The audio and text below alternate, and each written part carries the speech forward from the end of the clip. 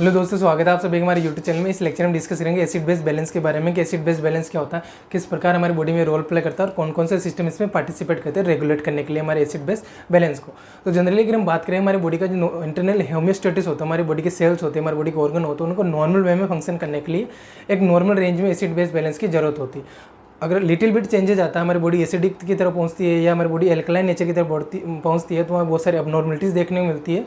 तो हमारी अबनॉर्मलिटी से प्रिवेंट करने के लिए हमारी बॉडी में बहुत सारे सिस्टम्स होते हैं, बहुत सारे रेगुलेटर्स होते हैं जो एसिड बेस को एक नॉर्मल बैलेंस में मेंटेन करके रखते हैं। तो वो कौन कौन से सिस्टम्स होते हैं, किस प्रकार वो हमारी बॉडी में एसिड बेस बैलेंस को मेंटेन करके रखते हैं, वो ओवरऑल इस वीडियो में डिस्कस करेंगे। बने रहिए हमारे यूट्यूब चैनल में। स्टार्ट करते हैं आज का लेक्चर। तो हमारी बॉडी की पीएच एसिडिक है या एल्कलाइन है। अगर जनरली बात करें बॉडी में अगर स्पेशली हम बात करेंगे ब्लड की, तो ब्लड की पीएच एसिडिक है या एल्कलाइन है या हम जिसे हम बेस बोलते हैं वो है, तो कैसे पता चलेगा? तो वो एक स्केल के थ्रू पता चलता है जिसे हम क्या बोलते हैं, पीएच स्केल। पीएच स्केल क्या होती है उसके बारे में थोड़ा हम डिस्कस कर लेते हैं, उसके बाद हम आगे बढ़ेंगे।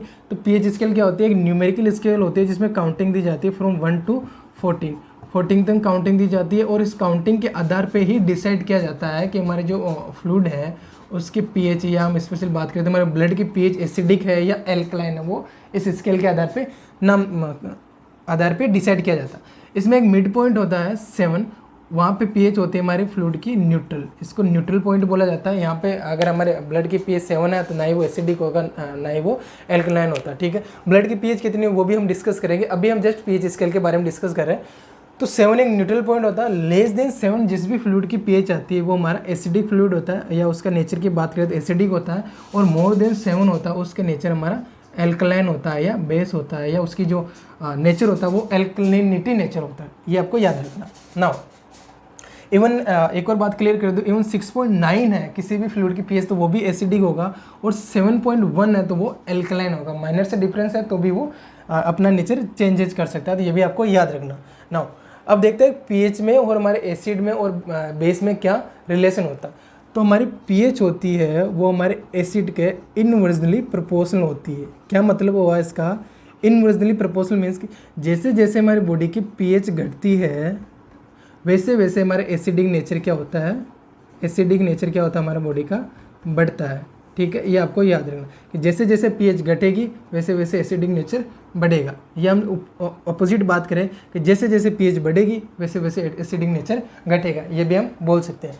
और वही पीएच का हमारे एल्कलाइन के साथ, या हम बात करें हमारे बेस के साथ क्या रिलेशन होता है, पीएच हमारे बेस के साथ डायरेक्टली प्रोपोर्शनल होती है। डायरेक्टली प्रोपोर्शनल मीन्स क्या कि जैसे जैसे हमारी बॉडी की पीएच बढ़ेगी वैसे वैसे हमारी बॉडी का जो एल्कलाइन एनवायरनमेंट है, या हम बात करें जो हमारी बॉडी के बेस है वो बढ़ेगी। जैसे जैसे पीएच बढ़ेगी वैसे वैसे एल्कलाइन एनवायरनमेंट बढ़ेगा। तो ये आपको याद रखना, हमारी बॉडी का पीएच और एसिड और बेस के बीच में क्या रिलेशन होता है वो आपको याद रखना। नाउ अब हम बढ़ते हैं हमारे सिस्टम की तरफ। उस डिस्कस करने से पहले एक बार ब्लड पीएच के बारे में डिस्कस कर लेंगे। नॉर्मल जो हमारे ब्लड की पीएच होती है, ब्लड की पीएच की अगर हम बात करें जनरल, तो वो कितनी होती है? 7.35 to 7.45 हमारे ब्लड की एक पीएच होती है, ये रेंज है। और अगर हम एक एवरेज की बात करें तो 7.40 हमारी पीएच होती है हमारे ब्लड की। इस रेंज में हमें मेंटेन करना होता है, इसी में हमारी बॉडी अच्छे से काम कर पाती। अगर लेस देन 7.35 हो गया तो वहाँ पे एसिडिक नेचर से हो करेगा, वो हम फर्दर डिस्कस करेंगे, क्योंकि हमारी जो ब्लड की पीएच होती है वो लिटिल बिट एल्कलाइन होती है, क्योंकि ये 7 से ज़्यादा होती है। तो 7.35 से कम होती है तब भी हमारी बॉडी अच्छे से काम नहीं कर पाती है, और 7.45 से ज़्यादा होती है तब भी हमारी बॉडी अच्छे से काम नहीं कर पाती। तो इस रेंज में हमें मेंटेन करना होता है। अब किस प्रकार मेंटेन करते हैं वो 1 by 1 हम सिस्टम की तरफ बढ़ते हैं। तो हमारी बॉडी में 3 मेन सिस्टम होते हैं जो हमारे एसिड बेस बैलेंस को रेगुलेट करने में रोल प्ले करते हैं, वो 1 by 1 डिस्कस करेंगे। उनमें भी प्रायोरिटी के आधार पे है कि कुछ सिस्टम्स होते हैं वो with in A second respond करते हैं, कुछ सिस्टम्स होते हैं विद इन ए मिनट्स या हम आवर्स की बात करें उसमें रिस्पॉन्ड करते हैं, और कुछ सिस्टम्स होते हैं हमारी बॉडी के जो बहुत लेट या डिलेड रिस्पॉन्ड करते हैं। तो वो कौन कौन से होते हैं तीनों 1 by 1 एक बार हम यहाँ पे मेंशन कर देता हूँ, फिर इनको हम डिस्कस करेंगे।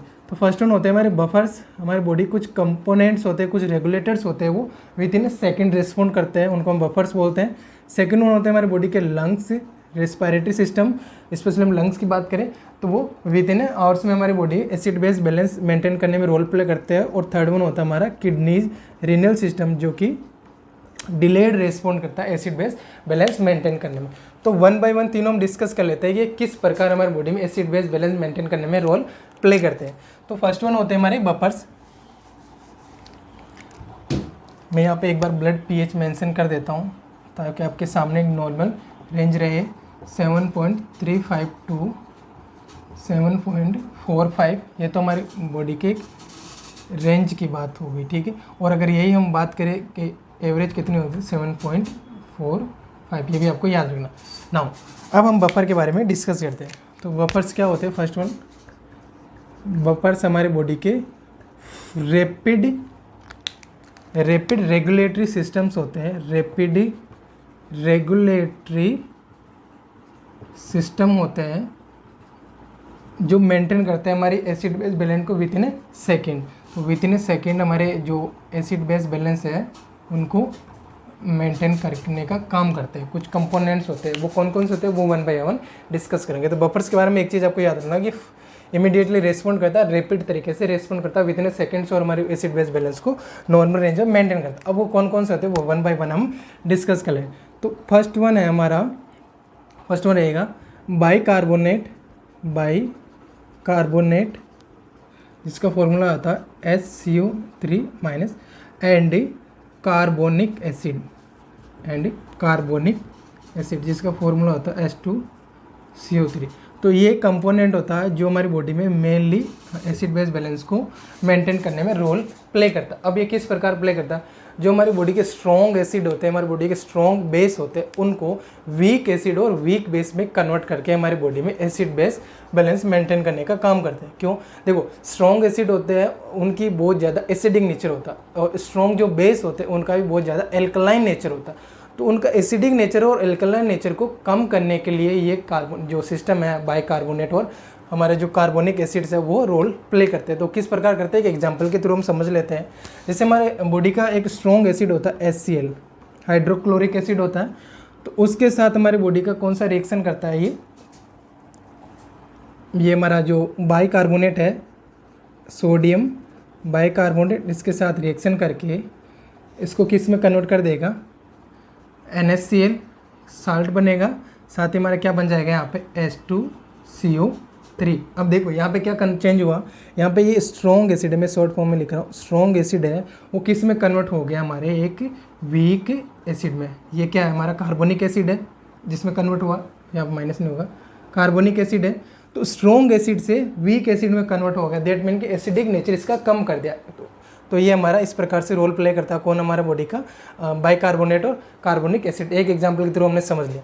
नेक्स्ट हमारा, अगर हम इसकी बात करें कार्बोनिक एसिड की डायरेक्टली, तो H2CO3 होता है, उसको एक कार्बोनिक एनहाइड्रेज एंजाइम होता है, उसकी प्रेजेंस में H2O प्लस CO2 में कन्वर्ट कर देता है या डिसोसिएट कर देता है। इस प्रकार भी हमारी बॉडी में ये रोल प्ले करता है। ये वन बाय वन और हम जब डिटेल से डिस्कस करेंगे हमारे इम्बेलेंस के बारे में, वहाँ पे हमारे सामने ओवरऑल चीज़ें क्लियर हो जाएगी कि किस प्रकार से हमारी बॉडी में रोल प्ले करता है, CO2 कैसे मेंटेन करता है या किस प्रकार। लेकिन अभी आपको जो इक्वेशन आपके सामने रखी है वो याद रखना है कि स्ट्रॉन्ग एसिड को वीक एसिड में कन्वर्ट करता है और जो हमारा कार्बोनिक एसिड है वो डिसोसिएट हो जाता है हमारी बॉडी में फर्दर जैसे रिक्वायरमेंट होती है, यहाँ पर डिसोड हो जाता है। और ये रिएक्शन समटाइम रिवर्सिबल भी होते हैं अकॉर्डिंग टू बॉडी रिक्वायरमेंट की। बॉडी में क्या रिक्वायरमेंट है? एसिडिक नेचर हो रहा है तो उसको एल्कलाइन में करना है, या एल्कलाइन नेचर हो रहा है उसको एसिडिक नेचर में करना है। तो ये हमारी बॉडी के रिवर्सिबल रिएक्शन होती है ना। मैंने इसके यहाँ पे साइन भी बना दिया कि जब जरूरत होती है तो बाइकार्बोनेट को H2O प्लस CO2 में डिसोसिएट कर देता है, और जब जरूरत होती है तो H2O प्लस CO2 मिलकर हमारे जो कार्बोनिक एसिड में कन्वर्ट कर देता है। ये कार्बोनिक एसिड है, मैं बाइकार्बोनेट बोल रहा हूँ, कार्बोनिक एसिड को इसमें कन्वर्ट कर देता हूँ और ये वापस में कंबाइंड होकर हमारे कार्बोनिक एसिड में चेंजेस हो जाता है। तो बॉडी की रिक्वायरमेंट के अकॉर्डिंग ये हमारी बॉडी में चेंजेस चलता रहता है। मेनली आपको याद रखना किस प्रकार ये रोल प्ले करता है। तो ये हमारा फर्स्ट बफर हो गया। सेकंड बफर है हमारा फॉस्फेट आयन। जो हमारे फॉस्फेट आयन होते हैं वो भी तो hydrogen phosphate and di hydrogen phosphate भी हमारे सेम इसी तरह रोल प्ले करते हैं। ये भी बफर्स का ही सिस्टम है।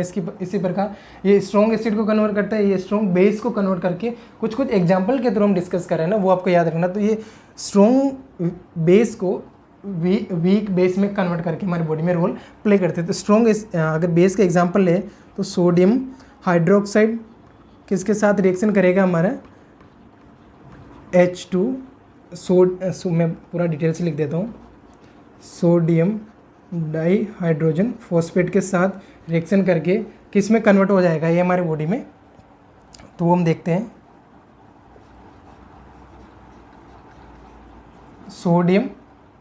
सोडियम हाइड्रोजन फॉस्फेट, ये PO4 होगा, एंड प्लस H2O, यहाँ पे फ्री वाटर के रूप में यहाँ पे ये निकल जाएगा। तो ये आपको याद रखना, यहाँ पे क्या है, वीक बेस है ये, सॉरी स्ट्रॉन्ग बेस है, ये हमारे बॉडी का स्ट्रॉन्ग बेस है जिसकी जो एल्कलिनिटी पावर है वो बहुत ज़्यादा है। उसको कम करने के लिए क्या करेगा, एक वीक बेस में कन्वर्ट कर देगा। जो सोडियम हाइड्रोजन फॉस्फेट है वो क्या होगा हमारा, सोडियम हाइड्रोजन फॉस्फेट है वो क्या होगा हमारा, वीक बेस। तो स्ट्रॉन्ग बेस को वीक बेस में कन्वर्ट करके हमारी बॉडी का एसिड बेस बैलेंस मेंटेन करने में रोल प्ले करते हैं। कौन, हमारा फॉस्फेट बफर। तो ये भी आपको याद रखना, फॉस्फेट बफर किस प्रकार से करता है, हमारे स्ट्रॉन्ग बेस हमारे जो एल्कलाइन होते हैं उनको वीक बेस में कन्वर्ट करके हमारे बॉडी में एसिड बेस बैलेंस या हमारी बॉडी का एसिड बेस होम्योस्टेसिस मेंटेन करने का काम करता है।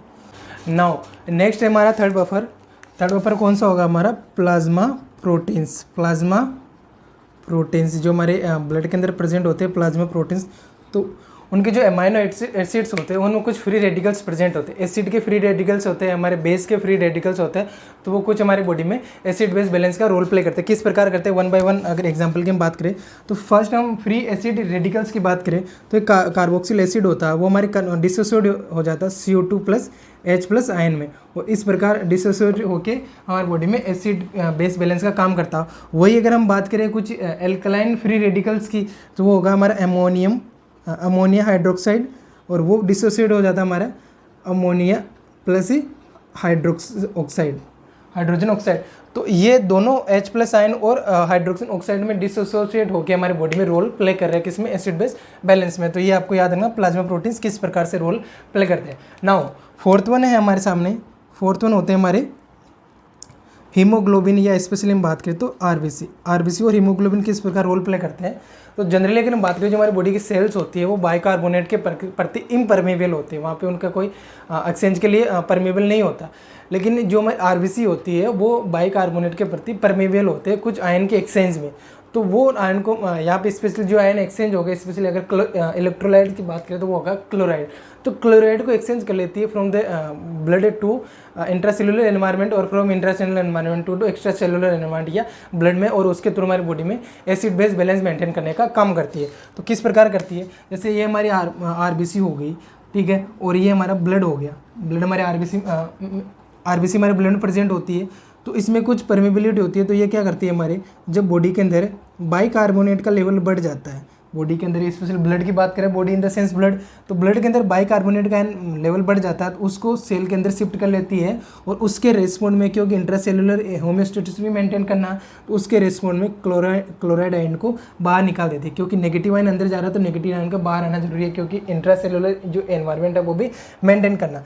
वही अगर बॉडी के अंदर हमारे बाइकार्बोनेट का लेवल कम हो गया, बाइकार्बोनेट लेवल कम हो गया, तो ये जो आरबीसी है हमारी वो क्या करेगी, हमारे आरबीसी बाइकार्बोनेट को बाहर की तरफ भेजेगी ब्लड के अंदर, और वहाँ से क्लोराइड आयन को इंट्रासेलुलरी शिफ्ट करेंगे, क्योंकि उसको इंटरनल एनवायरनमेंट मेंटेन करना।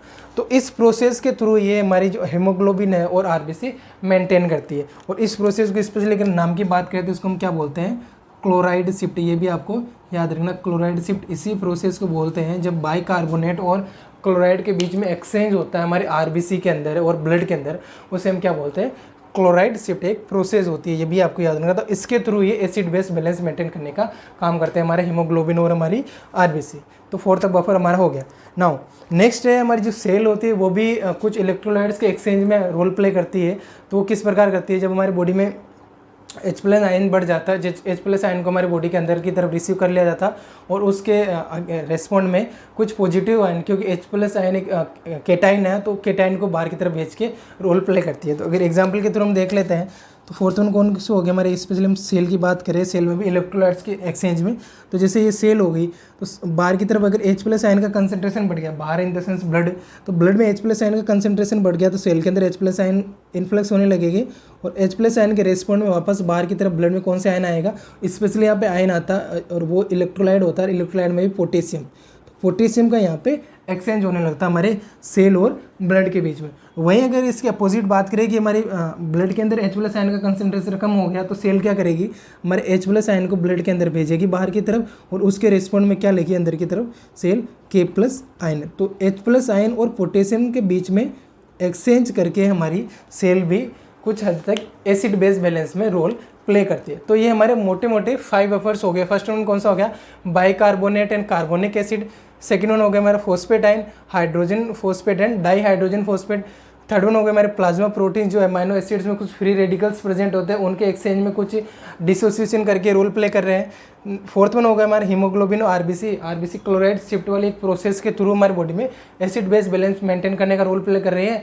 और लास्ट वन हो गया हमारा सेल, जो कुछ इलेक्ट्रोलाइट्स, स्पेशली हम बात करें तो पोटेशियम और H+ आयन के एक्सचेंज के थ्रू हमारी बॉडी में बफर्स का रोल प्ले कर रही है और एसिड बेस को इमीडिएटली रेस्पॉन्ड मेंटेन करने का काम करी। तो ये हमारा फर्स्ट सिस्टम हो गया कौन सा, बफर। नाउ सेकेंड हम डिस्कस करते हैं लंग्स, कि लंग्स किस प्रकार हमारी बॉडी में रोल प्ले करता है। तो लंग्स एक रेस्पिरेटरी सिस्टम का ऑर्गन है, और रेस्पिरेटरी सिस्टम में हमारी जो रेस्पिरेशन की प्रोसेस होती है, इनहेलेशन और एक्सहेलेशन, तो उसके थ्रू हमारे जो कार्बन डाइऑक्साइड होती है, स्पेशली हम बात करें मेटाबॉलिज्म के दौरान जो बनती है हमारे सेल के अंदर, तो उसका एक्सचेंज करके, उसको रिटेन करके, उसको ज़्यादा एक्सक्रिएट आउट करके बॉडी से, लंग से वॉश आउट करके हमारी बॉडी का एसिड बेस बैलेंस मेंटेन किया जाता है। क्योंकि CO2 हमारे एक तो खुद ही एसिडिक नेचर की होती है, लिटिल बिट एसिडिक नेचर होता है हमारे CO2 कार्बन डाइऑक्साइड का, साथ ही वो हमारे H2O के साथ, वाटर के साथ कनेक्शन करके कार्बोनिक एसिड का फॉर्मेशन करते थे, H2CO3 बना लेती है।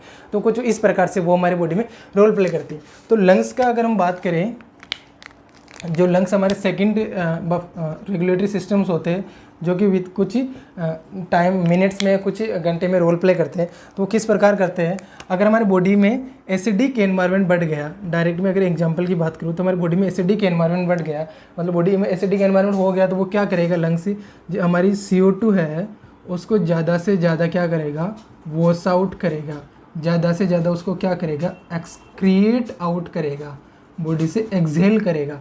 किसके थ्रू, हाइपर वेंटिलेशन के थ्रू, हमारी रेस्पिरेटरी रेट को बढ़ा के, क्योंकि जितना हम ज़्यादा रेस्पिरेशन लेंगे, जितनी हमारी रेस्पिरेटरी रेट रहेगी, उतना ज़्यादा CO2 वॉश होता रहेगा और CO2 बाहर की तरफ जाते रहेगा, और वहाँ से एसिडिक नेचर कम होगा और हमारी बॉडी की जो pH है, एसिड बेस बैलेंस है, वो मेंटेन करेगा। अगर वही इसका अपोजिट हो गया कि हमारी बॉडी में एल्कलाइन नेचर बढ़ रहा है, हमारी बॉडी में एसिडिक एनवायरनमेंट कम हो रहा है और एल्कलाइन एनवायरनमेंट बढ़ रहा है, तो वो क्या करेगा, लंग्स हमारे CO2 को रिटेन करेगा, CO2 को हमारी बॉडी के अंदर रखेगा। अब वो कैसे रख पाएगा, तो वो वॉश आउट नहीं करेगा, उसको एक्सक्रीट कम करेगा। और किस प्रकार कम करेगा, वो हाइपो वेंटिलेशन के थ्रू, हाइपो वेंटिलेशन के थ्रू, ठीक है। हाइपोवेंटिलेशन बात करें या हम बात करें ब्रेडिपनिया ने, दोनों टर्मिनोलॉजी एक ही है। ब्रेडिपनिया की हमारी रेस्पिरेटरी रेट उसको क्या कर देगा, कम कर देगा। तो जितनी रेस्पिरेटरी रेट कम होगी उतना ही CO2 हमारी बॉडी से वॉश आउट कम होगा, और जितना CO2 बॉडी से वॉश आउट कम होगा वो वहाँ पे रिमेन रहेगा ब्लड में, और वहाँ पे एसिडिक नेचर शो करेगा। साथ ही हमारे ब्लड के साथ रिएक्शन करके हमारे जो ब्लड फ्लूइड होता है, वाटर होता है, उसके साथ रिएक्शन करके क्या बनाएगा, हमारा कार्बोनिक एसिड का फॉर्मेशन करेगा। और कार्बोनिक एसिड एक एसिड है, तो हमारे एसिडिक एनवायरनमेंट को बढ़ाएगा, तो ऑटोमेटिक एल्कलाइन एनवायरनमेंट क्या हो जाएगा, कम हो जाएगा। तो ये आपको याद रखना, ठीक है, कि हमारी बॉडी में एल्कलाइन एनवायरनमेंट बढ़ जाता है, तब क्या करता है, CO2 को रिटेन करता है हमारा बॉडी, और उसको रिटेन करके क्या करता है, CO2 + H2O के साथ रिएक्शन करके कार्बोनिक एसिड बनाता है। साथ ही खुद भी एक एसिडिक नेचर का, तो एसिडिक एनवायरनमेंट को आप मेंटेन करता है। तो एसिडिक एनवायरनमेंट बढ़ेगा तो ऑटोमेटिक एल्कलाइन एनवायरनमेंट घट जाएगा, और हमारे जो बॉडी की pH है ब्लड की, वो विद इन नॉर्मल रेंज में मेंटेन करे। तो मेन आपको कंसेप्ट याद रखना है कि जो लंग्स होते हैं हमारे, वो CO2 के थ्रू मेंटेन करते हैं, CO2 को एक्सक्रीट आउट करके और CO2 को हमारी बॉडी में रिटेन करते हैं अकॉर्डिंग टू कंडीशन की कंडीशन किस तरफ बढ़ रही है, एसिडिक के नेचर की तरफ बढ़ रही है, एल्कलाइन नेचर की तरफ बढ़ रही है, according to condition body requirement ये मेंटेन करता है। तो ये हमारे लंग्स हो गए। नाउ थर्ड वन और लास्ट हमारे बफर्स कौन से होते हैं, किडनीज, हमारे जो रीनल सिस्टम होता है वो है। तो वो कैसे मेंटेन करता है, तो वो हमारे बाइकार्बोनेट और H+ आयन के थ्रू मेंटेन करता है। बाइकार्बोनेट एंड जो हमारा H+ आयन है उसके थ्रू मेंटेन करता है। सेम कंडीशन यहाँ पे अप्लाई करेंगे कि जब हमारी बॉडी में बाइकार्बोनेट की ज़रूरत नहीं है तो इसको बाहर की तरफ एक्सक्रीट कर देंगे, और इसकी ज़रूरत है तो उसको वापस रीअब्जॉर्ब कर लेंगे, उसको ज़्यादा एक्सक्रीट आउट नहीं होने देंगे। हमारी जो ट्यूब्यूल्स होती है रीनल के अंदर, उनसे वहाँ पे रीअब्जॉर्ब करके हमारी बॉडी का होम्योस्टेसिस मेंटेन करेगी। सेम वही कंडीशन है कि अगर हमारी बॉडी में एसिडिक नेचर ज़्यादा बढ़ गया, एसिडिक नेचर बढ़ गया, और जो H+ आयन है वो तो एसिडिक नेचर के फेवर में होते हैं, उसको बढ़ाते हैं। तो एसिडिक नेचर बढ़ गया तो हमारी जो H+ आयन है उसको क्या करेगी, बॉडी से ज़्यादा से ज़्यादा वॉश आउट करेंगे। वही अगर बॉडी में एल्कलाइन नेचर बढ़ रहा है, एल्कलिनिटी की तरफ जा रहा है, तो हमारे बॉडी में क्या करेंगे, SCO3 को बाहर की तरफ वॉश आउट करने की कोशिश करेंगे और H+ आयन को रिटेन करने का कोशिश करेंगे, ताकि एसिडिक एनवायरनमेंट बढ़े और एल्कलाइन एनवायरनमेंट घटे और जो हमारे pH है वो भी इतने नॉर्मल रेंज में मेंटेन हो जाए। तो ये आपको याद रखना है कि कैसे करेगा हमारी बॉडी को SCO3 को प्लस H+ आयन को क्या करके एक्सक्रिएट आउट एंड उनको रीअब्जॉर्ब और रिटेन करके, उनको बॉडी में रिटेन करके अकॉर्डिंग टू बॉडी कंडीशन। जब डिजीज कंडीशन पढ़ेंगे कि किस वजह से हो रहा है, ठीक है। ये तो जनरली हम बैलेंस की बात करें, एसिड बेस बैलेंस। जब हम एसिड बेस इम्बैलेंस की बात करेंगे तो वहाँ पे हमारे सामने कोज आएगा, कोज की क्यों हो रहा है, एसिड बेस बैलेंस हो क्यों रहा, तो उस कोज को ट्रीट करने के लिए फिर अलग अलग system according to requirement body के रेस्पॉन्ड करते हैं। तो बॉडी में किस प्रकार के रिक्वायरमेंट है उसी आधार पे हमारे लंग्स रेस्पॉन्ड करते हैं, उसी आधार पर किडनीज रेस्पॉन्ड करती है, उसी आधार पर हमारे बफर्स रेस्पॉन्ड करते हैं। तो वो हम जब एसिड बेस इम्बैलेंस डिस्कस करेंगे वहाँ पे और सारे कंसेप्ट क्लियर हो जाएंगे। अभी आपको याद रखना है कि हमारी किडनीज किस प्रकार मेंटेन करती है, बाइकार्बोनेट के थ्रू और हमारे H+ आयन को अब्जॉर्प्शन करके, रीअब्जॉर्प्शन करके और उनको एक्सक्रिएट आउट करके हमारी बॉडी में एसिड बेस बैलेंस को मेंटेन करने का रोल प्ले करते हैं। तो ये ओवरऑल हमारी बॉडी के एसिड बेस बैलेंस के बारे में जस्ट हमने सुपरफिशियली डिस्कस कर लिया, कोशिश किया थोड़ी इजी वे में आपको समझाने की। इससे रिलेटेड आपको किसी प्रकार का डाउट है तो आप हमें बता सकते हैं कमेंट करके। बाकी हम एसिड बेस इम्बैलेंस वाला लेक्चर डिस्कस करेंगे तो वहाँ पे एक एक चीज़ का हम कोज डिस्कस करेंगे कि क्यों हो रहा है, तो वहाँ पे ये 1 by 1 वापस फर्दर डिस्कस किए जाएंगे। तो बने रहिए हमारे यूट्यूब चैनल में। Thank you so much.